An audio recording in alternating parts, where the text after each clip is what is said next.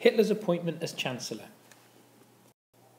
In May 1932, President Paul von Hindenburg appointed Franz von Papen as Chancellor. Chancellor is the German Prime Minister, as we would have.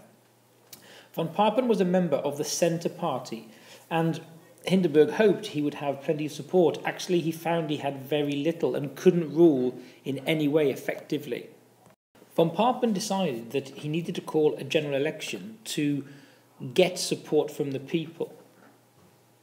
But as you can see here, and we're looking at this column here, all it actually enabled to happen was the Nazis to go from 107 seats in September at the last election to 230 this time. And von Papen's party, although it improved, only went up 10 seats. So by trying to prove to people he was the best man for the job, he's actively shown that Hitler is who people want for the job. However, Hindenburg is very reluctant to give Hitler a try. So he keeps von Papen, even though he's not got the most popular party, the other parties collectively can add up to more than Hitler has got.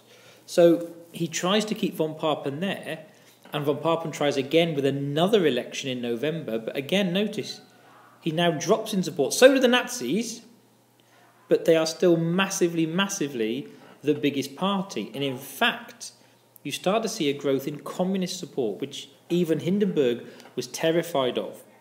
So maybe Hitler is not a bad idea after all. Hindenburg tries again. Instead of going to Hitler, he tries another person.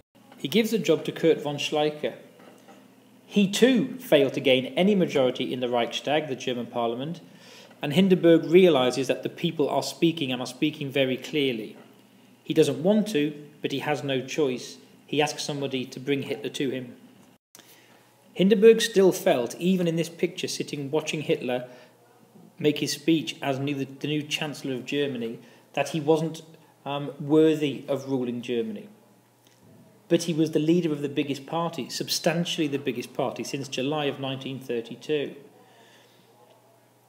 So by January of 1933, in this speech, Hitler accepts the offer from Hindenburg to be Chancellor.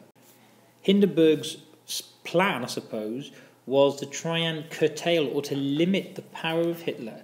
So he forced Hitler to have von Papen as his vice-chancellor, and also restricted how many Nazis could be in the cabinet, the decision-making body, down to 2. It was to try and limit the power that Hitler had. Hindenburg was concerned that Hitler was a loose cannon and was only going to spread evil and hatred.